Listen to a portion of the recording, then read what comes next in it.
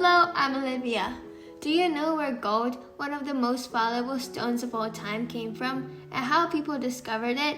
Well, according to Google, ancient Egyptians discovered gold in Nubia, Egypt, around 2450 BC, and I heard that one of the reasons why they decided it would be valuable was because it was the same color as the sun. And most people found out that gold isn't a common substance that you can find lying in the middle of a desert or anything. Any discovery of a gold mine brought a bunch of people from all around the globe, which is what we call the gold rush. The first gold rush was in California, and it was the most well-known gold rush in the world. It all started when James Marshall found gold near a river, and rumors spread around that there was a gold mine. And soon, when people from different countries came to mine some gold, and cities in California were transforming into a giant modern city overnight. There have been many gold rushes in the world, but what I'm intending to talk about is the one in Australia. So, in 1851, a man called Edward Hargreaves found flecks of gold around New South Wales.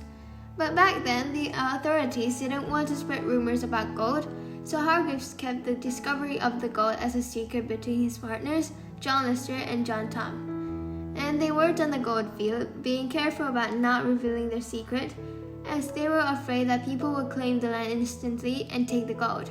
But eventually they informed the presence of a gold mine to the authorities, and soon people from all over the world came to the mine.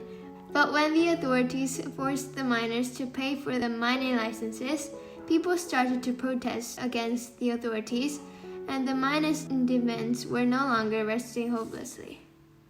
One of the most surprising facts about the gold rush is that jeans we wear for fashion and everyday life were partly developed by the gold rushes. The clothes that the people used to wear when they were working in the mines could have been very strong and long-lasting. So they wore jeans, which are made of denim, the ones that fitted all the conditions when you need to be working in a gold mine. And there are other interesting facts about the gold rush, like the fact that some prospectors living around the gold mines were staying in a tent, which built a tent city, and that women also played an important role as well as men during the gold rush as storekeepers or nurses. And in 1869, a huge gold nugget that people named Welcome Stranger was found and weighed about 70 kilograms. There are a lot of interesting facts and curiosities about the gold rush that I haven't yet discovered why. Like why other countries that came to the gold rush didn't start looking for a gold mine in their own country if a lot of people had to go back to their homes with empty hands. Maybe it's because they were not very rich and didn't have enough supplies to live conveniently, and they would have done anything to get some gold in their hands.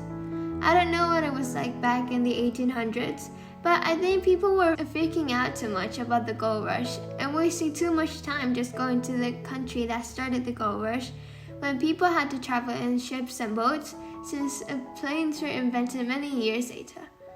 The initial excitement and the rush in the gold rush in New South Wales ended in the mid-1850s, but Google, who is almost always right, says that the mines are still active and they still show the marks of thousands of people who worked for years to get hold of the gold. Bye!